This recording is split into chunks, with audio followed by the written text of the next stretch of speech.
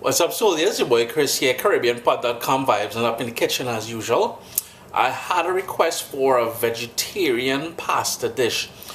Now, while this is not Caribbean, it was a request, and I thought I'd oblige. So the recipe will not be posted. The printable recipe will not be posted on CaribbeanPod.com. However, I will post it on ChrisDeLaRosa.com. Vibes it up, man. Vegetarian pasta dish. Real simple. Full of flavors. So we've got this beautiful Swiss chard here. I'm going to grab some of that. And then over here, we're going to try and make use of for the stuff I have in my garden. By the way, if you guys have never seen this here is an old-time cast iron wood-burning stove. So you would, and I use it as a fire pit, but you'd put the wood in there. And then on top here, you'd put your pots and, cook up your thing. But anyways, over here, I've got some cherry tomatoes. So we're going to add that to the mix as well.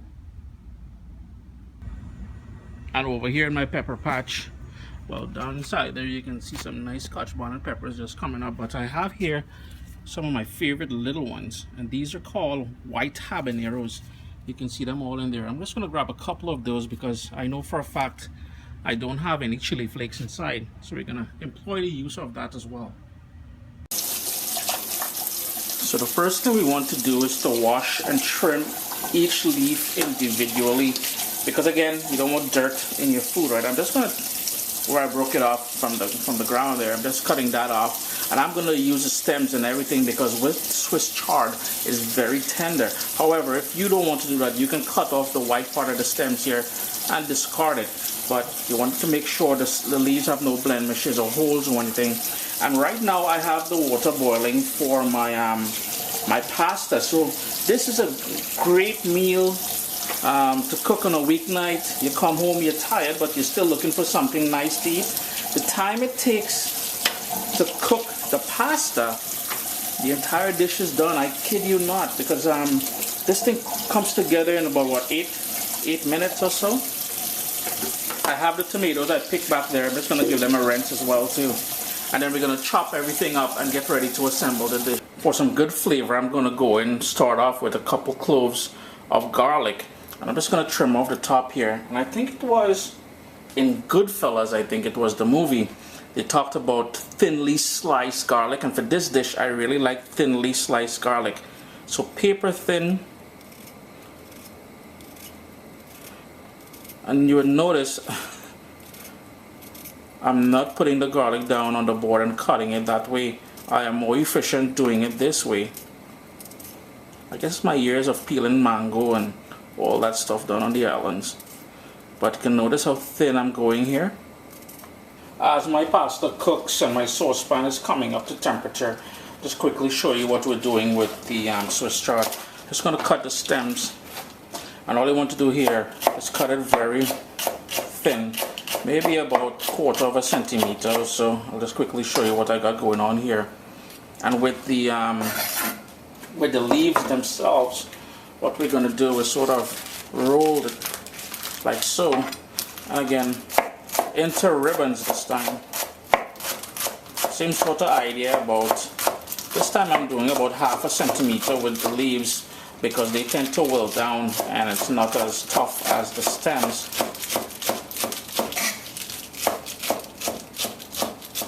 That's all we want to do pretty much here. Over here, I don't know if you can see, I just quartered the cherry tomatoes, and you can use any sort of tomatoes that you have, but I'm just using what I have in the garden. As far as those white habaneros are concerned, I'm not going to break them. I'm going to leave them just like this so I get some oil, some flavor from the oils on the outside and not release that raw heat.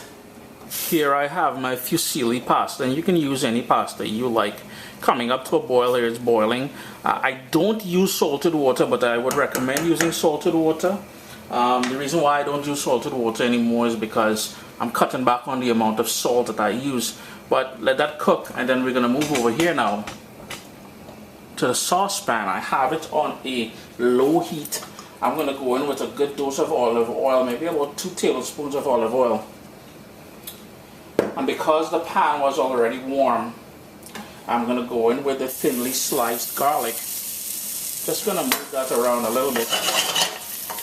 I'm going to turn my heat down to low and let that go for about a minute or so. Next up, I'm going to go in with these 2 habanero peppers, white habanero peppers. Now, you don't have to do that. If you've got chili flakes or pepper flakes, dried pepper flakes, you can go in with that at this point here. And I'm going to start adding the Swiss chard to the pot. Right away, I'm going to go in with a bit of salt and some black pepper.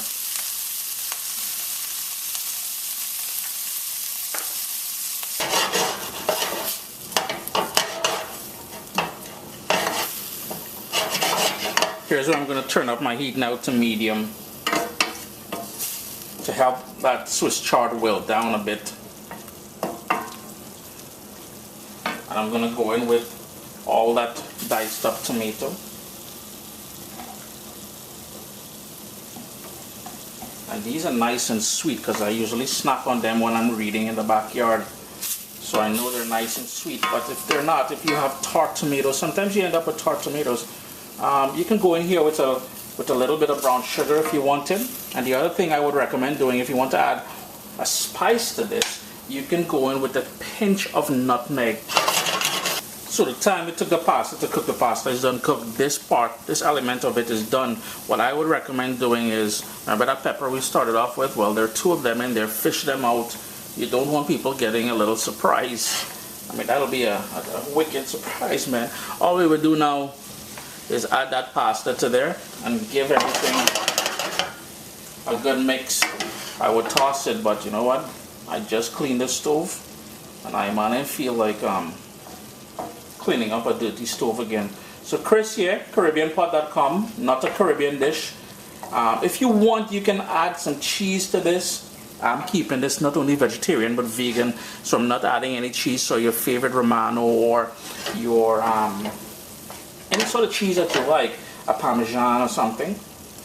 Always a pleasure, man. That's gonna make things airy up in here. Chris here, CaribbeanPot.com, a lovely vegetarian dish from my garden.